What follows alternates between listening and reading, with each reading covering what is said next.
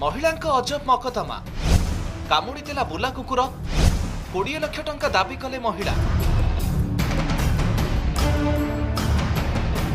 बुला कुकुर कामुड़िबा परे क्षतिपूरण बाबद जड़े महिला 20 लाख टंका दाबी करिसेंती। ए महिलांको दाबी को नहीं दिल्ली हाईकोर्ट एमसीडी ठारू जवाब मागिछंती। दिल्ली म्युनिसिपल कॉर्पोरेशन को दिल्ली हाईकोर्ट महिलांको आवेदन उपरे जवाब मागिछंती, जे शारीरिक मानसिक एवं आर्थिक क्षति पई ए राशि दाबी करिसेंती।